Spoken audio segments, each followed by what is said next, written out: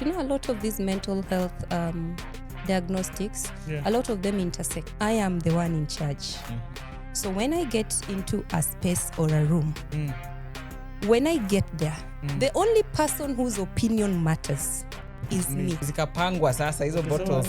They were there. Mpaka the caretakers like, ulikuwa na sherehe ama? I have experienced it a lot because you feel like your mind is awake, but your body has given in. Is productivity measured by the quantity of time I spend at work or the quality of work that I'm putting out? Not even at work, in the office. Sanali, you people, the only cups you people use is a chai. To them, they believe things must be done in a certain way. And they don't want to embrace change. The two most important things in this world are the day you are born and the day you find yourself.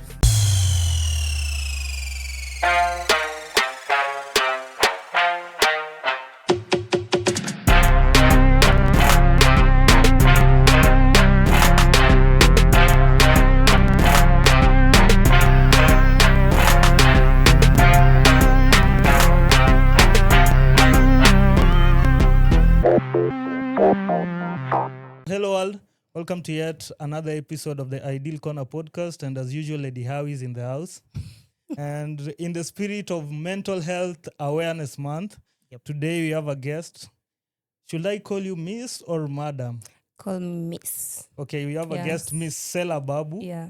So Miss Sellah Babu is, let's say, an advocate for women's rights and minority inclusion in Kenyan workplaces. You got it right. Yeah. Karibu to the pod. Asante sana. Yeah. I'm so happy to be here. Thank you. Fine. So how has your midweek been?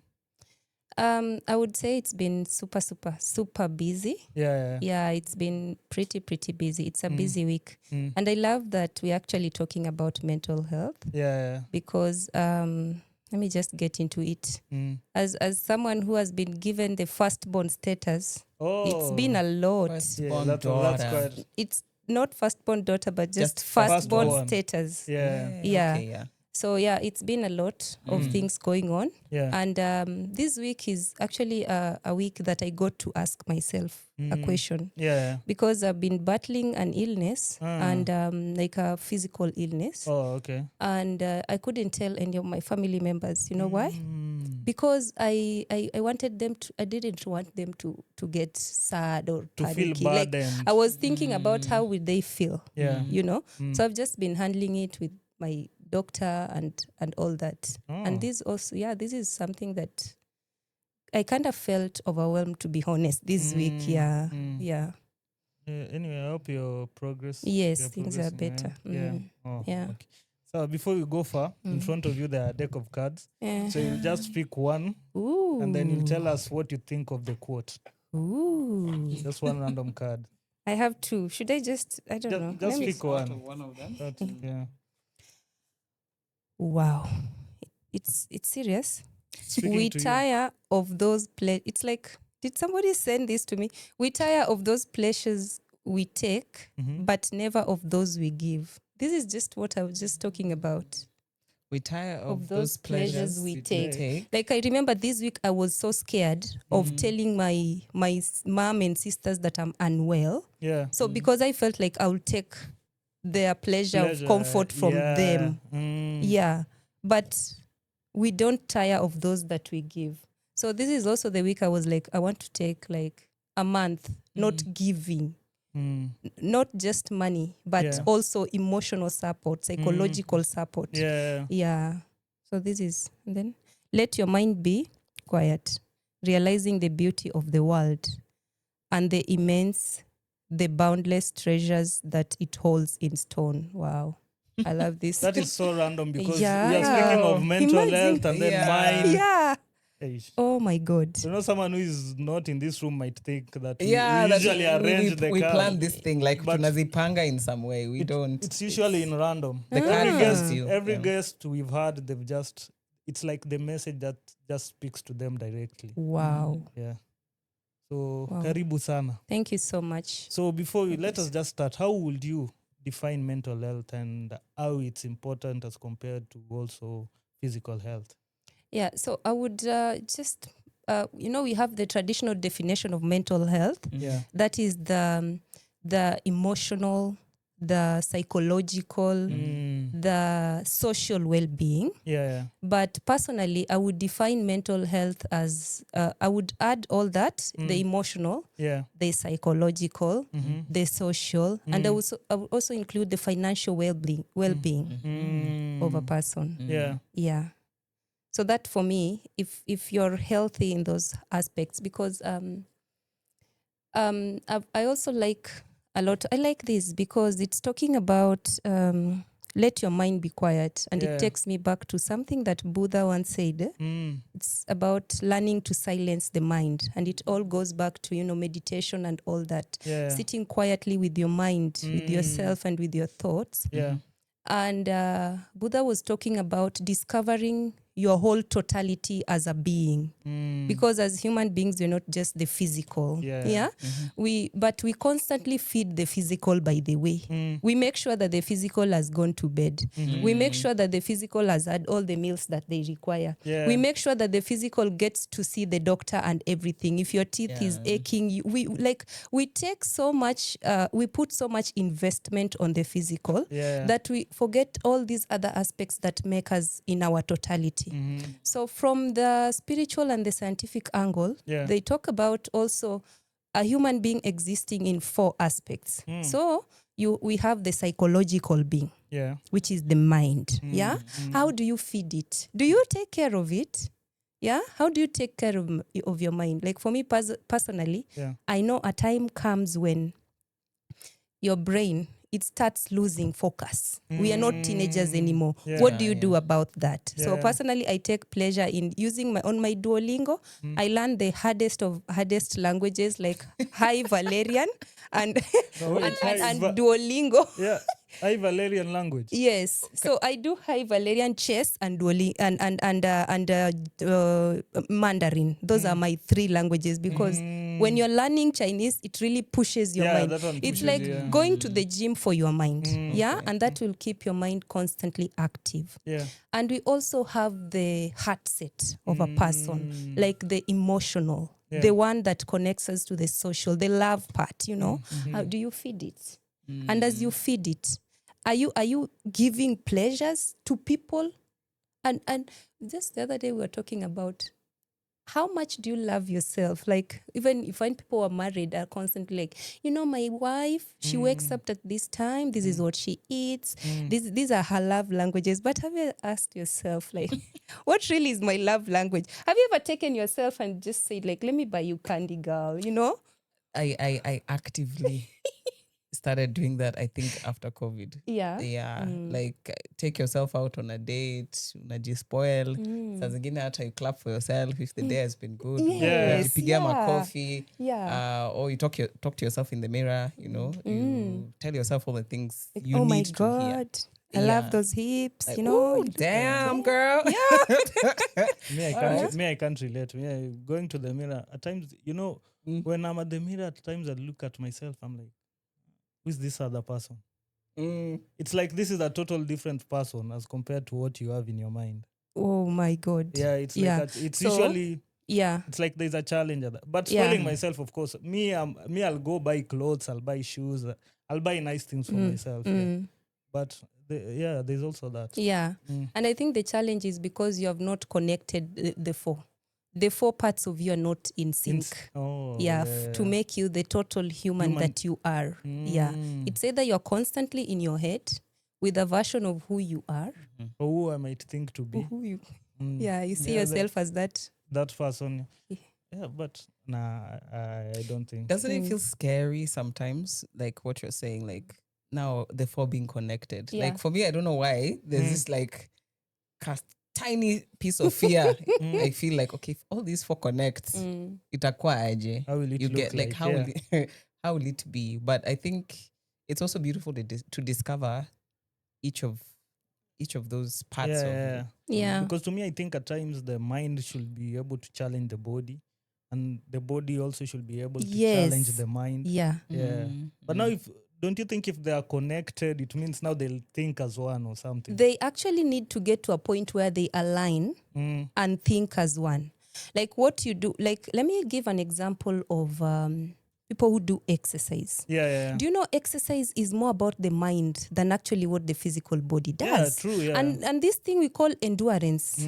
Endurance has nothing to do with how strong you are physically. It's all in the mind. Yeah, it's all in the mind. So that just shows you. And also, I'm a fan of Survivor, the series. And I usually like it when the day that Jeff is giving the letters, the one when now they get connected to their emotions. Your mom has written to you a letter. Your son has written to you a letter. I believe in you, Dad. You can do this. Do you see that the emotional is going to push the physical? Yeah. So once they align, because sometimes if it's just the physical, and the reason why I feel like as humans we skew from we skew from the reality, and we start getting scared is because we put a lot of focus on the physical. Yes. We focus so much on the physical body. Yeah, because you want to look nice. Yeah. You want to. Yeah. Because this is what, if I meet someone for the first time, this is their first impression of who I am. Yeah. And that's the physical.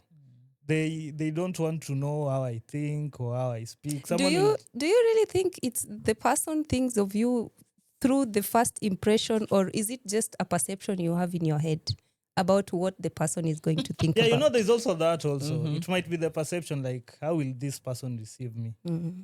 That's why actually you'll now you'll dress up.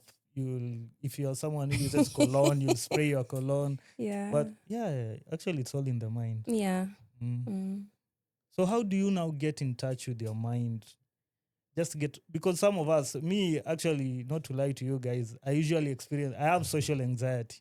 So if I get to a crowd, I'll just look for that person. If it's an individual, I'll look for that individual that I know well, and that's the person I'll stick to. Huyo ndo hata akisimama na mimi nasimama na yeye. Akitoka, I'll leave alone the crowd and stick to this person that I'm familiar with. So how would you get to work with something like that? That's a good, something I didn't do when I was introducing myself is that I like reading, by the way. I really, really love reading. So there's this book I was reading. It's called The Philosopher's Stone. Yeah. And in the book, the young shepherd boy is actually on a journey to go find a stone that allegedly can turn anything into gold. And this book, it's a lot of things in this book are fables. Okay? If you read the book all the way to the end, you get to learn that the philosopher's stone is within. It is us. We are the gold miners. We are the ones that, like Rumpelstiltskin used to, those who watched those fairy tale stories, Rumpelstiltskin used to spin yarn into gold, The ability to turn anything into gold, it's within us. Because that is what the young shepherd, after traveling the world and going to all kind of countries, you come to learn that it's actually in you. Your ability, it's actually in you. If you read like the 7 Habits of Highly Effective People, it talks about the word responsibility. It's responsibility. So how do I get to just sit calmly with my mind? I believe that what I tell myself is that I am the one in charge. So when I get into a space or a room, when I get there, the only person whose opinion matters is me. Whether I get the job or not, I gave it a trial. You get it? So that is me. If I wake up in the morning and I tell myself, actually we humans, we spend our time, we constantly tell ourselves negative things. And we are spinning that. You are actually mining it. Is it us or it's our mind? But your mind is you. The psychological is you. Yeah. So if I wake up in the morning and I tell myself, I'm going to have a good day. My students are going to be receptive of me in class. I am appreciative of this day. That is exactly what happens during the day. And it's not like since birth, that is where I have been as a person. No. I've come from a place where I used to constantly tell myself negative things, and it's because of also the background that I had. Yeah. But when I got to a point where I managed to heal that child that was within me, they say, somebody said that the two most important things in the world are the day you are born and the day you discover why. But me, I say Not no. the day you'll die. No. Me, I say no. The two most important things in this world are the day you are born and the day you find yourself. Believe me, when you know yourself and you find, and I know, like, this makes me happy, this makes me cry. Like right now, what emotion am I feeling? Am I feeling anger? I'm not going to reject anger. I'm going to appreciate that I'm actually feeling angry right now. And I'm going to tell the person that maybe we are having confrontation that right now, this is the emotion I'm feeling. And if I'm in this space, so this space is not healthy for me right now. I want to go and sit with my anger and process it. I want to feel it and process it. But it also takes a lot of work. Let me I ask talk you. too much. I get paid to No, talk. it's okay. No, let me ask you, for example, for yourself now. How did you reach to that point of self-discovery? Thank you. Good question. Yeah. So I had a very a terrible background. Yeah. And I never got to be a child. I was actually a breadwinner at 8 years. At 8. So with a sick mom and a young sister. Okay. So I got to a point where I never got to be this child who, someone buys for them ice cream and someone can get for them nice clothes. Me, I was on that constant seeking, hunting and gathering, finding food and bringing. So it took a lot of healing, because I remember in the past when I was getting even into relationships, what I needed from the relationship was actually very wrong. Because I needed someone to be there for that child, the 8-year-old who never got to be a child. Never experienced childhood, Yeah, so I learned that in this existence, the way I am, I usually say in my house, 3 people live. There is the 8-year-old me, there is the 34-year-old me, and there is the 65-year-old me. 3 people live in that house. The 65 is the voice of reason. And then the 8-year-old is the one that never got to be a child. So through a therapy session that we got from Nigolak, we were doing this thing called finding the inner child. I remember my first time in therapy, we were taken through a journey back. Go back to your childhood and find a time when you were happy. Like you really felt. Yeah, genuine happiness. Like genuine happiness. And I went back and they didn't have. And so I started crying in the therapy session. I was like, tears, like, boop, boop, boop, boop. That is when I realized something is wrong. And even in the relationships, I've been looking for people to be a parent to me. When in real sense, I'm actually supposed to take care of that 8-year-old first. That is when I discovered what was missing from me. Because I went through a lot of, I actually was diagnosed with bipolar. Yeah, because my emotions were all over the place. Yeah. And I think back in the days, people never used to understand mental health to this extent. A lot of people were bipolar, because right now I'm really smiling with you. And then in the next 2 minutes, I don't want to see you. I'm a totally different person. Yeah. And then you get in a relationship with someone or in a space and you tell them, I have bipolar. And they're like, oh, I'll handle it. It's fine. It's okay. Wait till you meet the manic side of bipolar. Yeah. So I realized that asking that of partners or friends was not fair. I needed to solve this issue by myself. And that was how I got to a stable space. And that is the therapy that I went through with, we have this therapist, she's called Charlotte Kigezo. That journey, it was a 6 months journey. But that is what exposed me to even tell me who I actually am. Yeah. because I was still living in that, like my cortisol levels were always high. Yeah. I never knew, a lot of us, we have the dopamine, but we don't use it. We have it, but we don't use it. So my cortisol levels, I was always feeding the cortisol constantly. When I wake up in the morning, I'm just like, oh, somebody's going to beat me today. Somebody's going to be angry with me. But now I'm talking in your podcast. I really don't care about how it's going to come out. Yeah. I'm just appreciative of this space and happy about it. Yeah. You've mentioned something, and I wanted to ask a question about it. You mentioned you being diagnosed with bipolar. In recent times, it seems like we're getting a lot more.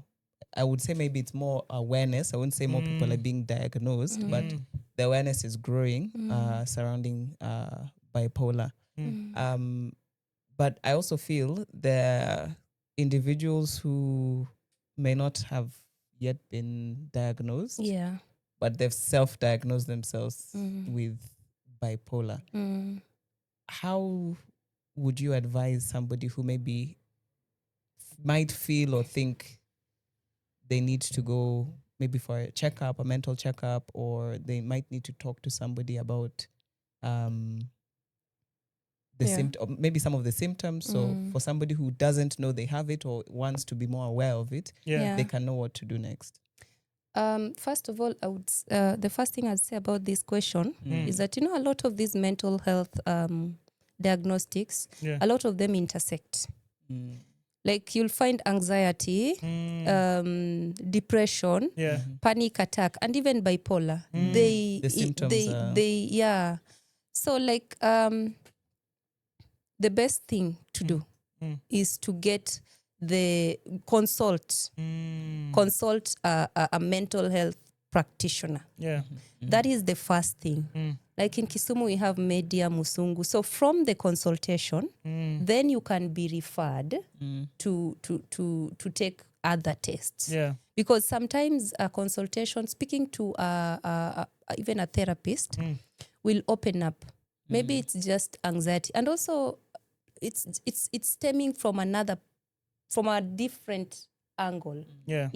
So it's the thing. The biggest advice I would give people is get diagnosed. Don't do self-diagnosis. Seek for consultation. Don't do self. Imagine like malaria. You do self-diagnosis for malaria. Self-diagnosis for malaria. Yeah. But there are people who say, "Hey, kitchen and nitafute Panadol." And maybe you have cancer. You have a brain something tumor. completely different. So seek consultation first, because we even have insurance covers that have mental health. Even the teachers, we have mental health cover in our insurance cover for Minet. So let's say just because we've talked about bipolar, we've talked about anxiety. I think there's also depression. And schizophrenia. There's that also. So what's your take on depression? Because I feel like most of us now, someone will go through something and just say, I'm depressed, without even seeking consultation or anything. They'll just from what they're experiencing and what they're going through, with them already they know they're depressed. But maybe it can be something deeper than the depression that they might think they're going through. There's the world has really opened up. Just the other day we were talking about this. We were talking about somebody's girl who is 6 years old and was telling the mom like, "Oh, mommy, why are you so military on us?" And then she asked her, "Where did you hear the word military?" See, you're just like it's like a military coup in this house. And then you feel like we're in a where camp. did you hear the word military? And then she's like, "I saw it in a movie." And I remember personally because I learned in a village school primary. I never even knew things about the word stressed. I didn't know what that. I met that word in Form 2. When somebody from Aga Khan primary, akakuja akasema something about stress. I didn't know. So a lot of these things, it comes back to digitization and how it has exposed words to us. And something like depression, first I would not take it lightly. I will not take it lightly. Yeah. If somebody is saying they're depressed, we can have a conversation and I just understand it. From using my small psychological background, we can have a conversation and just get to understand their level of stress, because we also confuse stress with depression. Yeah. Okay? True, yeah. Yeah. And life, as we always say. Yeah. Life comes with all those levels of stress. So again, the question is, how well can you handle stress? How can you cope with stress? How can you cope with stress? Yeah. But if someone is saying they're depressed, that one, it's something that I believe as a person that we might need to first take seriously. And they say innocent until proven guilty. Yeah. So take it the way the person is saying it, and then find a way of diagnosing it. Yeah. And I would rather it be diagnosed as negative rather than assuming that this person is just saying, and then it's even maybe it's true. Yeah. So we need to take mental. I think we come from a society where a understanding of mental health was just around schizophrenia. Yeah. And even our parents, they never got to get to know that things like depression, anxiety, they never got to classify them as mental health. Yeah. So it's upon us. It's our responsibility to make them aware that these things, actually, things like anxiety can even lead you on the far end of the schizophrenic line. Oh. If you give into it. Yeah. Because as I said, you are totality. And I was even talking about the economic being, the spiritual being. Yeah. It can lead you to that end of the line. Because the mind, how your mind is, how you're feeling, maybe it started with a romantic issue. And then it went to the mind. Character development. Some character development. And can then now develop other your body things. gives up. Yeah. And you're like, me, I just want to live on the streets. I'm done. I'm done for. Let me just exist. Let me just exist. Yeah, I'm done for. Is this the point where you can also say this is where suicidal ideation also comes in? Yes, because once you've given up on the physical, then what's the point? So for me, I would say that mental health is not a joke, by the way. It's not even something to laugh about, because I look at myself and see where I was. And where you are now. And at that point, I wish somebody would save me. Yeah? Because me, I know as a person, I attempted suicide. But the Reaper man did not want to take me. It was not ready for you. It wasn't. Now I can talk about it and laugh about it. Yeah. But even suicide is not a joke. It's not a joke. Yeah, attempting, it's not a joke. Yeah. So it means you reached the last bit of the thread. Like you held on and till that point where you decided, hey, it's no more for me. Yeah. So if for those of us who are like self-aware and we have this space, I think it's our responsibility to be there, to listen. Yeah.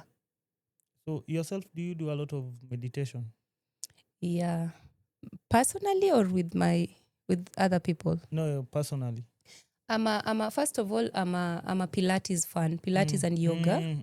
Yeah. Pilates and yoga, they work for me. And then the reason I usually call myself the 65-year-old is because when I get in a space, like today I got into this room and I just wanted to feel the room. Like, I really like this space so much. I just wanted to feel the ambience of this space without even taking a picture of it or a video of it. Because that will take away the beauty that I see in it. And that's what I always tell myself. Because when I go to nice places, to me, I always say, like, let me live in the moment. Yes. Like, I'm not there to take photos and that. I just want to experience and live in that moment. I just want to sit by the lake with the sunset and just feel it. There's someone that said most of the mental turmoil comes from either you're living in the past or you're anxious about the future. Yes. Yes, I love so that. when you're now living presently, or you've made that decision, like, let me take it today, let me just figure out the next 1 hour, let me figure out the next 20 minutes, let me figure out the next 5 minutes. Yeah. You find that it's a little bit easier to digest. I think it was probably 2014. Yeah. 2014, I had a good job. Like, it was the first promotion I'd gotten. Nimehama, nimeenda Nairobi. You know, we've started life. So yeah, I had a very good job, but it was highly stressful because it was sales and marketing. So it's like Sunday to Sunday. Can only imagine. You're just up and down. Yeah. Now on the outside, the presentation that was there was, this boss babe, corporate baddie, I'll come with all those official whatever. But internally in my own space, I was struggling to sit with my own thoughts. Like, I wouldn't want to sit with myself. I would constantly have to be distracting myself. Either I'll binge movies. Yeah, there's a time I took leave for like 3 days. Whoever's my boss, then I doubt you'll ever see this. I took leave for 3 days just to watch movies. Like, I was following Scandal at the time. So I was binging a lot of movies. Yeah. And then I didn't realize, like, even things like drinking wine, it was like getting out of hand. Because for me, it's like a routine. It's normal, yeah. You get like you've malizana na stress your job, stress your jam, unafika kwa nyumba, you've gotten supper, like, let me get a bottle of wine. It's when I was cleaning out my house, ndio zikapangwa sasa hizo bottles. They were there. Mpaka the caretakers like, ulikuwa na sherehe ama? Hata me, I'm just like, this was 1 month. Like, all of this was 1 month. So it got to a stage where I used to write sticky notes on my wall and then stick them. I had a wall in my house that I would stick these sticky notes saying different things, positive affirmations about myself, scriptures. So every day before I leave my house, I made it a task that I must read this entire wall. Then I go out. Nice. When I come back, I read this entire wall again. But it was one of those things where it just felt like it was so dark at that time. But if I look at my life, like, financially, okay, I wasn't like badly off. Family wise, it wasn't like anything was going haywire at that point. So I didn't really understand why. It's as if, like, it kind of felt like my mind has betrayed me. You understand? It's like, mind right now, we're supposed to be living this life. You understand? We're supposed to be enjoying this salary and, doing what big girls do. But that wasn't the case. Like, I was struggling. Like, you go to beautiful places and then you struggle. You're like, okay, why am I here? Yet other people are just in the zone. They're enjoying themselves. What and what. I thought I'm the only one who always asks those questions in my mind. Because I can be in a certain space. I'm like, now I could have been home.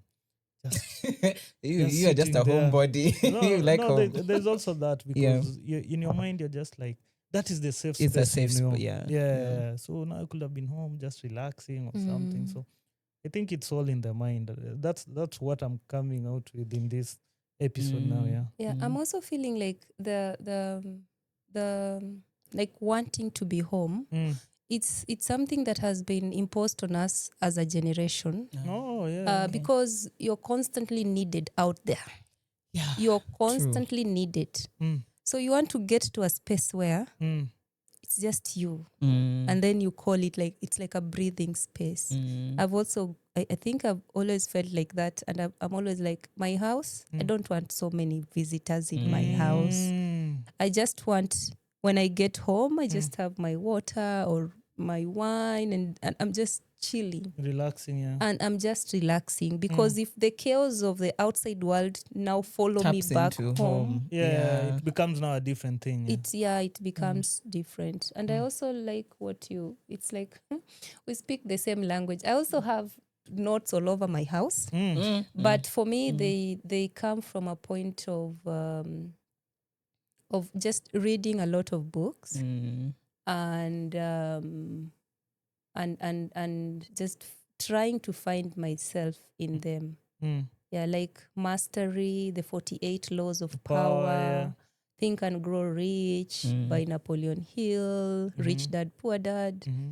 So have you also read the Subtle Art of Not Giving a Fuck? The Subtle Art of Not Giving a Fuck. I'm a reader. Grit, all that. By the way, this is something I don't mind saying. But I would for me, as we said, mental health is aligning yourself and appreciating your whole. I came from a point where growing up as an orphan, I was scared of exposing myself because I would say blatantly right now that I know I'm mentally gifted. Yeah, I'm an academia. Yeah.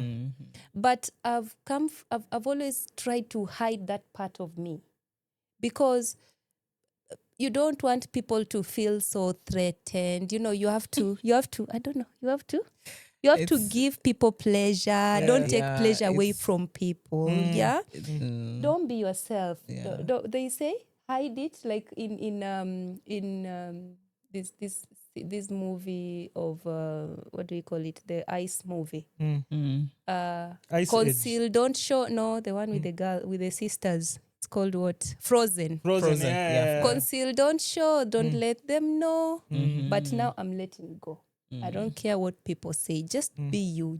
That is why we call it live and be the authentic self that you are. So I tried to run away from that. But then again, that does not give me pleasure. Yeah. Books and TED Talks and learning Mandarin and, doing maths. Yeah.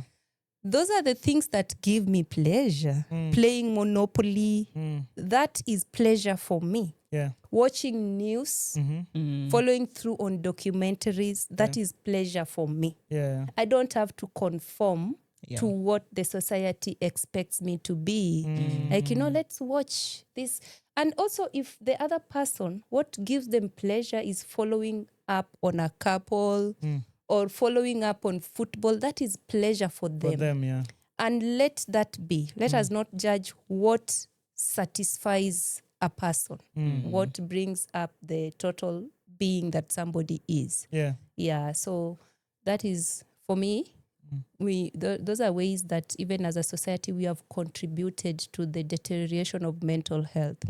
Because, you're not this thing, but you're forced to be it. Yeah.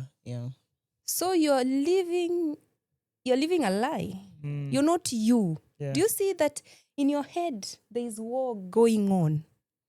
And it's going to brew and brew and brew until it just spills out. Yeah. Yeah. So somebody was talking about, like, if I'm holding a glass of water and somebody knocks me, what will spill out? What will pour out? It's the water. Yeah. Okay. And if I was carrying milkshake and someone knocks me, what will happen? Milkshake. It's the milkshake that will pour out, isn't it? Yeah. And if I was carrying broth, let's say mushroom broth, and someone knocks me, what will pour out? Mushroom broth. I hope you get the point. People will always knock you. You go to interview, people will always knock you. Yeah. What will come out will depend on what you're actually carrying. And this is where now we have a choice as people that I choose to carry this water. Yeah. Yeah. So now this begs the question, depending on the various types of mental health, should I say conditions or disorders? Which is the right term? Let's just call them conditions. Yeah. So there's PTSD and all those. Are there symptoms that someone will know that if I'm having PTSD, these are the symptoms? If there's anxiety, these are the symptoms. If there is depression, these are the symptoms. Yeah, I would like, for instance, let me talk about anxiety. Yeah. Anxiety, most of the time, the first symptom is usually, you see the sometimes you lose control of grip and you're shaking. Fidgeting, yeah. You're fidgeting. Yeah. But still you cannot diagnose. Because, again, fidgeting also, it has something to do with alcohol syndrome, else, Yeah. So we also have somewhere that involves loss of memory, yeah? And when that starts, you can now start consulting as soon as possible, finding out, what is going on, because you'll realize that you're not remembering things as it's supposed to be. Maybe you should not wait to a point where what do we call it, to a point where it gets worse that you can't even remember your name. We also have instances where which example will I use? It's not anxiety. Okay, all this it stems from knowing myself. I know myself. Why am I overreacting to this? Yeah? Why am I overreacting to this? But also sometimes, you know why mental health, you cannot self-diagnose and go to Google and check? Because some of these symptoms, even they look like the PMS symptoms. Some symptoms look like PMS symptoms. So you can just be thinking that it's mental health, but it's not. Yeah. Also, you can think it's not mental health, but it is. Yeah. It's good you've mentioned. It's good you've mentioned PMS symptoms, because what I've gotten to understand, especially for women, our mental health is still being understood. Reason being, some of the things we end up having to take, like for some people who are on contraceptives or certain birth control, some of those hormonal side effects will make you feel suicidal. But these are things that you're not told. Yeah, some of these side effects will make you feel anxiety that you've never felt in your life before. You understand? So you can find that you're having these symptoms. It may not actually be caused because you're in that state. It's because now you have such a hormonal imbalance that everything else also is now out of balance. There are certain things that happen and your reaction to them in that particular state is completely different to how you'd have reacted if you were not on birth control. In fact, they actually did a study where they found out that the types of men women are attracted to on birth control versus when they're not on birth control. A lot of them who are on birth control were finding themselves with the Rugas of the world, the two toxic boyfriends. But those who are not on birth control, when asked, okay, would you still go for such an individual? They're like, no. Why would they? This person is not responsible. They're not organized, A, B, C, and D. But while on birth control, upon Donasema, yes, those muscles, that's the one I want. So will you then term this as, is it drug-induced psychosis, or that's a totally different thing? No, it's not a totally... I just feel like it's an area that we assume. We make assumptions so much. So it's just an area that we need to explore more. And it's because of spaces like these, even channels like these, that we can have conversations there. Because even women have been accused of mental health, diagnosed of mental health conditions, when in real sense it was just PMS. It was just hormonal imbalance. And I don't know about the male gender, but I don't know if you guys also get like hormonal imbalances once in a while, or... It's hard to tell. Hakuna times tu unafeel umekasirika, but is that hormonal imbalance, or those are just now your emotions erupting? Because they could also be that. There's your emotions erupting. Then Cornelia, it comes as if it came from nowhere. It's like, you're watching a movie and like you're crying over the smallest of things. When I had this, it's called this implant at one point. Hey, my goodness. I cooked rice very well. For me and the mans at that time. I've served the rice vizuri. Tumeka chini, tunakula. Jamaa kaniuliza, are you okay? Wacha machozi zianze kutoka. Me that doesn't cry with ease. Me that sometimes that I have to go and fetch the tears and just quite like machozi nalia. And then I'm being asked, are you okay? Hata mi najiuliza, am I okay? But I was fine, like nilikuwa sawa. Yet I'm crying profusely, like you can think something terrible happened. It was literally because of that thing. It got to a stage where I told myself, this thing, it's like, it's not for me, because mentally, it was really affecting me. It wasn't even the physical side of it. Mentally, it was really affecting me, because now I was having so much of a fluctuation of like my moods. 1 minute I'm happy, I'm okay, I'm easy, I'm chopping life the way I chop life. The next minute, nimekasirika, like I am angry, like I am You're totally another I physically feel myself boiling. But if I analyze, okay, why am I physically boiling like this? What has happened? Yeah. Nothing. Absolutely nothing has happened to cause that reaction. Someone will self-diagnose you with bipolar. Bipolar disorder. So yeah, those are things we also have to consider. Even for men, I think, because don't think like even some of the things you guys take. Of course, alcohol does have its own contributions to your mental health. The foods you eat will have some contribution to also your mental health. There are certain foods you eat, they affect your gut. Then the reaction in your gut will affect your mood. So what are we to eat now? That's the question. But now, Sally, does genetics play a role in the development of mental health conditions? Well, we've had the two the genetics can play a role, and the environment can also play a role. So I think we've spoken a lot about the environment and all that. But a lot of anybody who studied genetics, we inherit traits. We inherit them. Yeah. We inherit from the first filial generation, the second filial generation, we can inherit. Yeah. So I would say they do. They do. The only thing that has happened with our community, like I think our generation, we are the ones who are getting to know about this. We are the ones who are learning about it. Yeah. So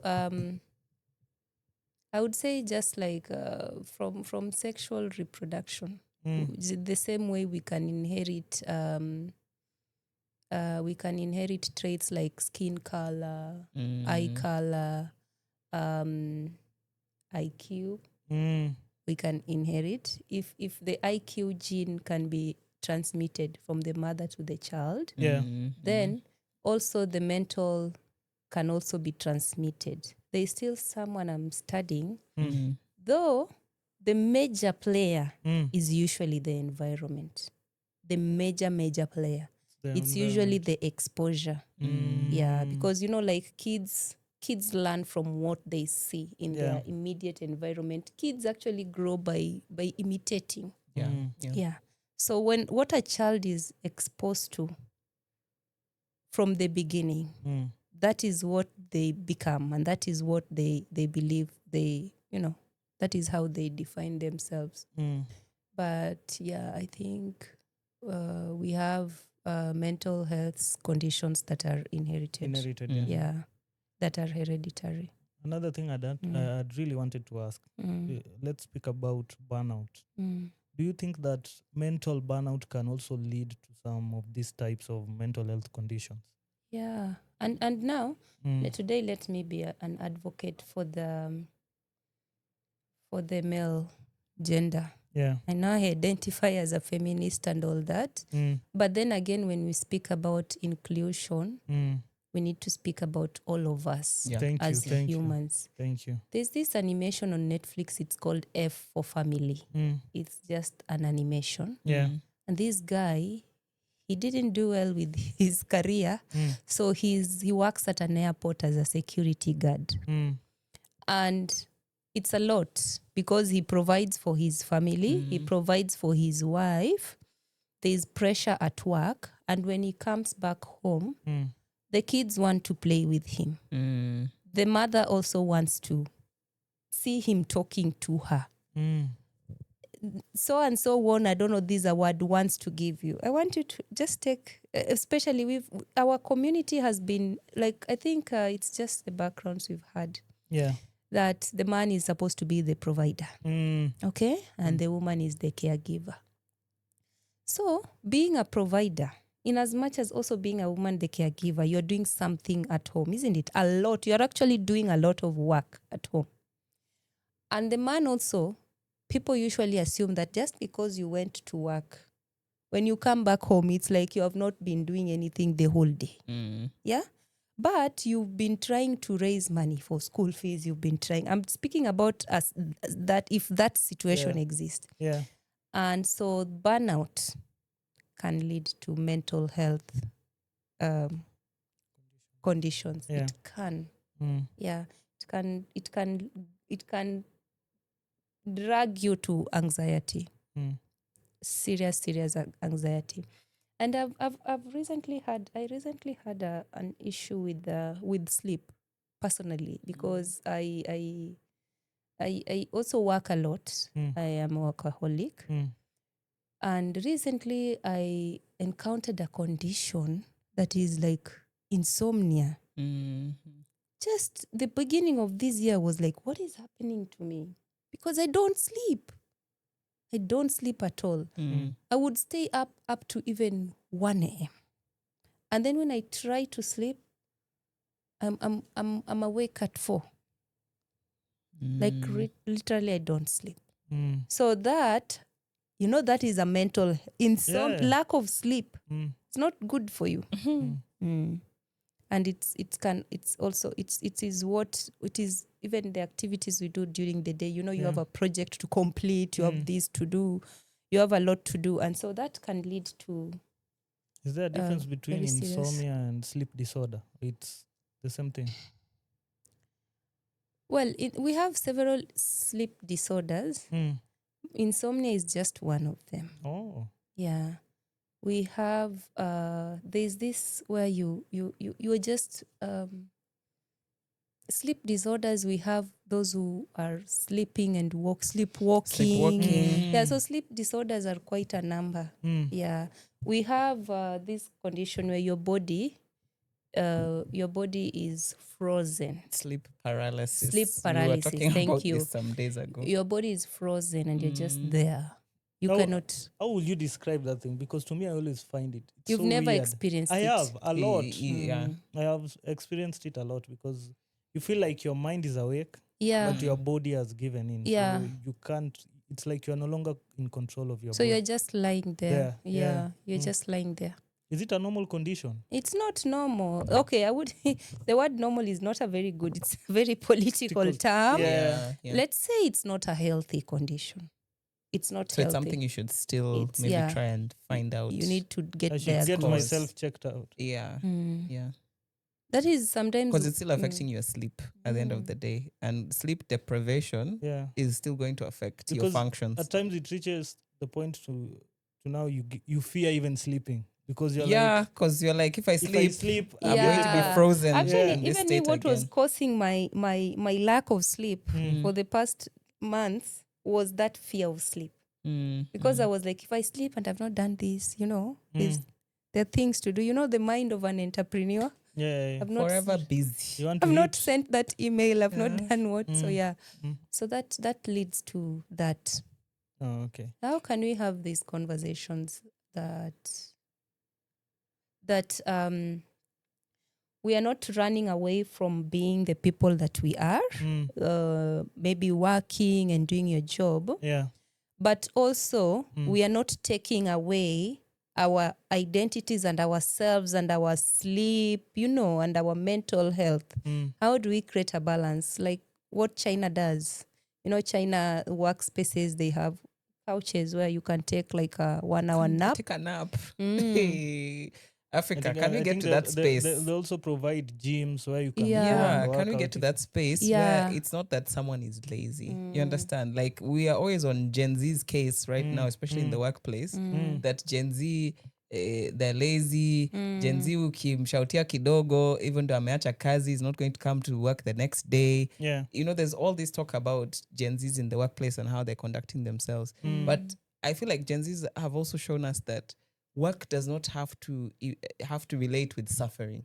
You understand? For you to be good at work or good at what you do doesn't mean that you must suffer doing it. Doesn't mean that your mental health it doesn't have to feel like you're being exploited or something. Yeah, like is productivity measured by the quantity of time I spend at work or the quality of work that I'm putting out? Not even at work, in the office. Exactly. Because some people believe you might be sitting there in the office, but you're not doing even. Yes. You're not even anything. productive. You're sat there, your computer is on, you're just there like a statue, but there's not much you're doing in that day. Versus if you are actually outside of that space, but okay, I have task 1, 2, and 3 to do by the end of the day, you'll find you'll do those tasks and do them so well. Yeah. But I don't know why we are not yet in that space, especially like in the corporate sector, where we're getting to understand that if you want people to put out their best, you actually need to allow them to be in a space that conditions for that. Yeah. For me, I believe it's the mentality of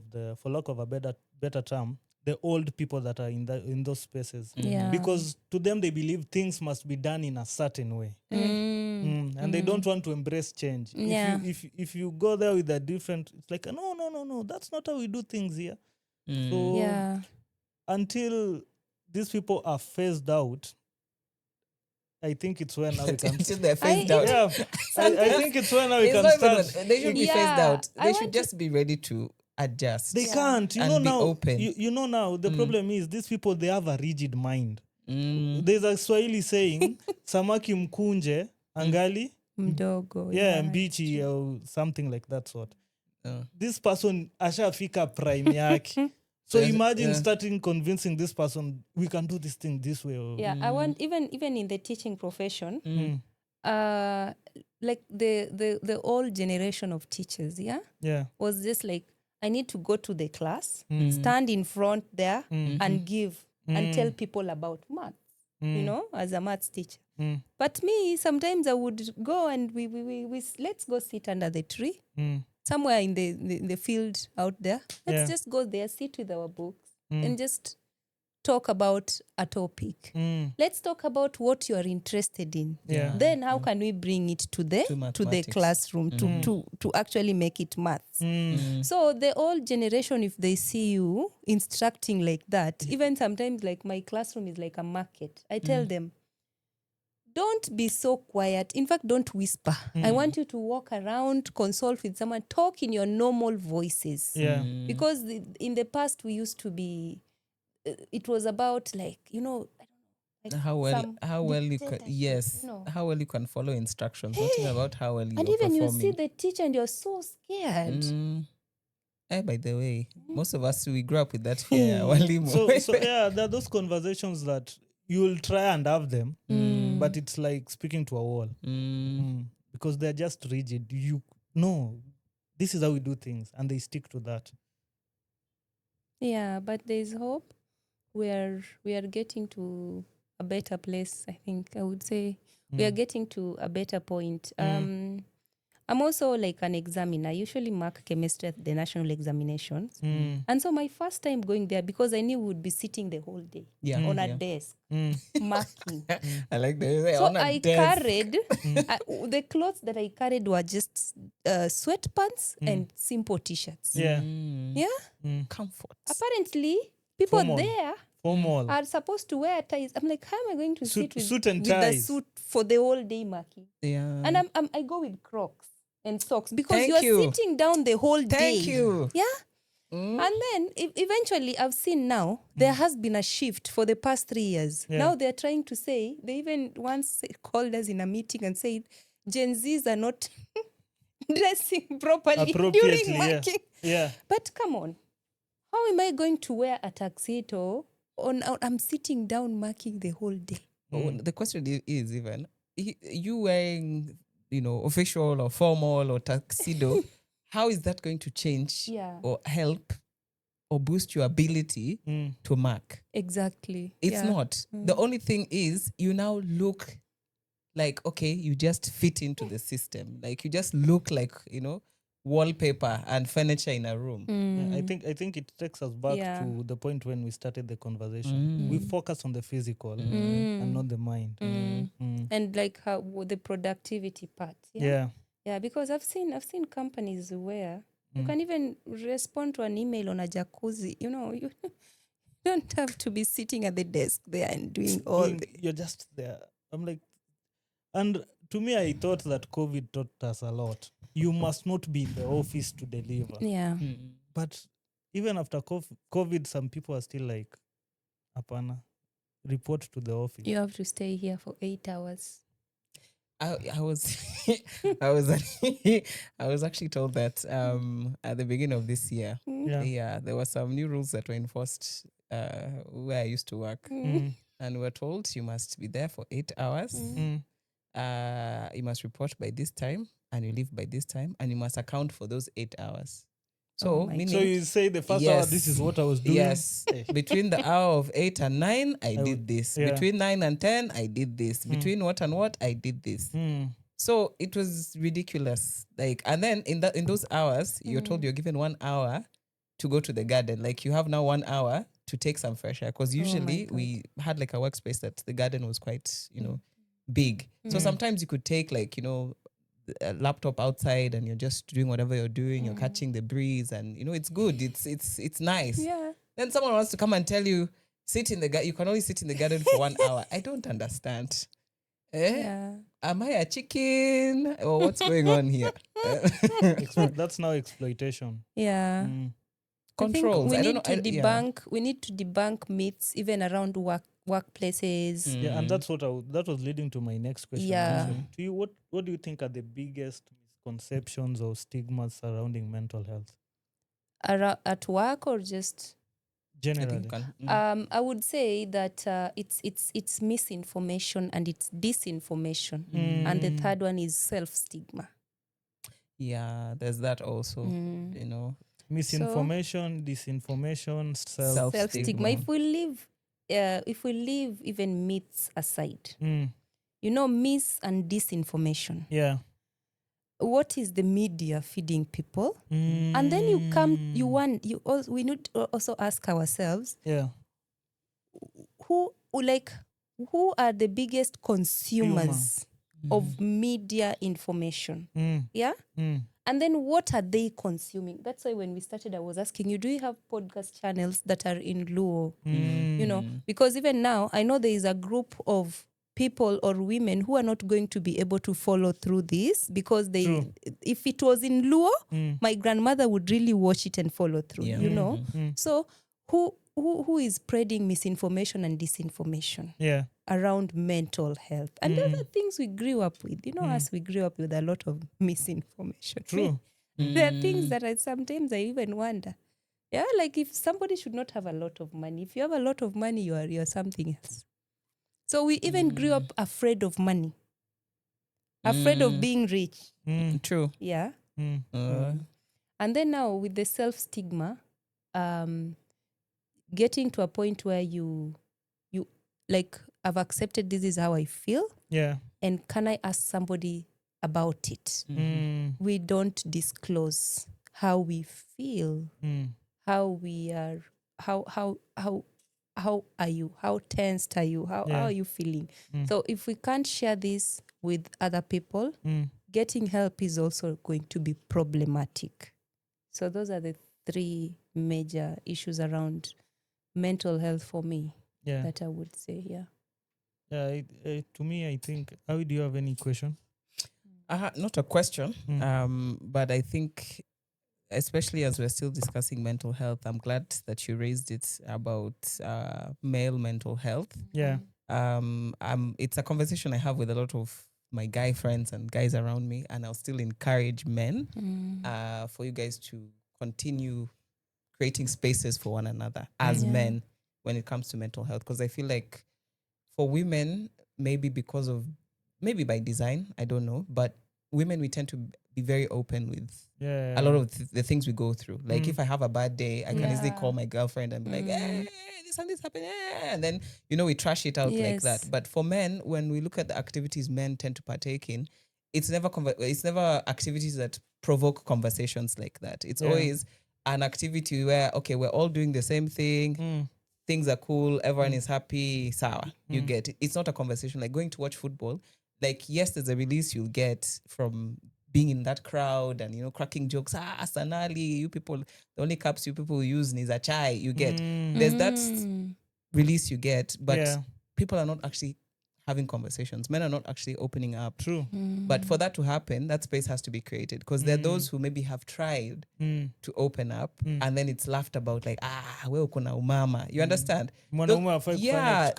And those are not statements that I can say I've seen, like, females are just actively making about men, like, oh, ako na umama. No, those are statements other men are making to other men. So I would want to encourage men, especially in the mental health space, to be your brother's keeper, as women will continue to also be our brother's keeper. E.g., let everybody tusaidiane. Mental health is not easy. Yeah. It's always fun to talk about also, because you can feel there's a shame that is attached to it. There's a shame to come and say, like, okay, mentally I was feeling defeated, because I don't know why we've been sold this thing that you're just supposed to be okay all the time. That's not real. We are human beings. We are going to react and respond to different things differently. So let's be human enough to make space. And I love that. I love that you've opened this up, because look at even some of the social wars that we've had. They all stemmed from somewhere. And when they started, we had the resistance.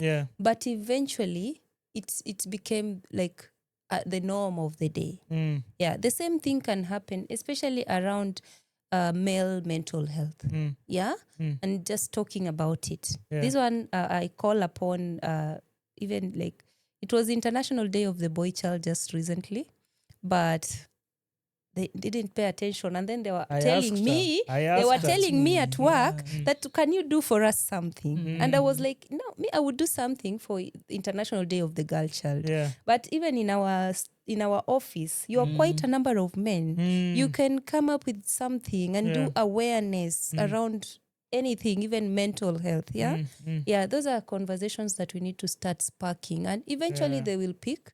It's not going to be all roses, but it will work in the long run.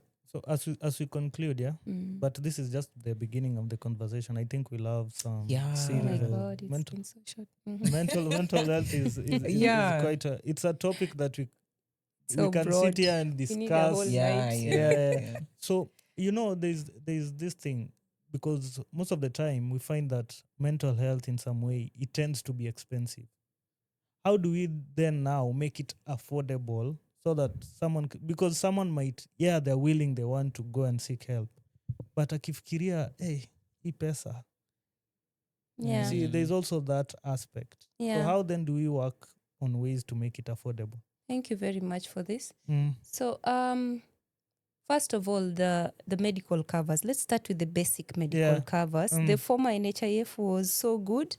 I hope SHA is going to pick up. So if we can also have a mental health cover in SHA, the way we have optics and dental and all that. The covers will come in handy. And we need more people to be trained on this, because I know we don't have a lot of mental health professionals, and those that exist, they have gone into NGO world and other things. So in order to make it accessible to more people, I believe that having covers that are comprehensive on mental health will come in handy. And then other things that we can do is if we can collaborate and identify volunteers, then we can have toll numbers, toll-free numbers that you can even message and chat. Because for example, in the US, I always see that they usually display these messages that if you're feeling suicidal, you can contact us through this. Do you have such a thing in Kenya? In Kenya, I don't. For me, I've not had access to anything like that. But also, we can leverage on technology. And because a lot of people are. I saw Kenya there's a way Kenya is bringing in AI, but leave alone AI. We can have people you can actually chat with, like what they have in China. It's like a chat box. And you are on your phone, you're not feeling so well, and you can chat before you reach the person physically, because sometimes you might call them and not find them. Yeah. So those are some starting points that we can use. Final question. Yeah, let's say now, at least when you speak, I can understand you. But are there avenues that deal with the deaf, the dumb? Because I'm sure some of them might also be having these conditions. Do you have those spaces that, if I want to seek therapy and I'm deaf, are there those people?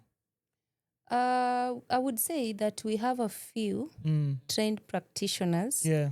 Who handle mental health, who are trained on, sign language, yeah, and communicating with other people. There's a time, I think, when I was in campus, we were part of this. It's called Kisumu Brain Trust by K-Mate. We have like K-Mate, and we had this Camp Glow for teenagers, and it was not just teenagers, but it was an inclusive space for teenagers. We had the deaf, physically, the blind, it was an inclusive space. So we don't have a lot in the country, but then now this has sparked conversations. Yeah, we need to find out what is existing and then how can we tap into that.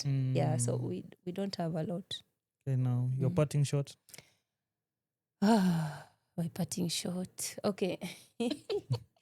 Okay, it's all in them. Okay, your mind is a very important thing. It's like the because if you look at the nervous system, the nervous system is the communication system in your body. Yeah. And it's then all the wires are connected to your mind. Yeah. It's your mind that will tell your leg that I can. By the way, if the mind refuses for this leg to move, it can't. It can't, yeah. Yeah. So your mind is the most important thing. The mind is somebody usually says the mind is the thing. Thoughts are things. Yeah. The mind defines a lot of humanity. It defines. That's why you find people who don't have legs and hands doing Olympics. Yeah. And doing so well. Yeah. That's why you find people. So it is never about the physical. It's all in the mind.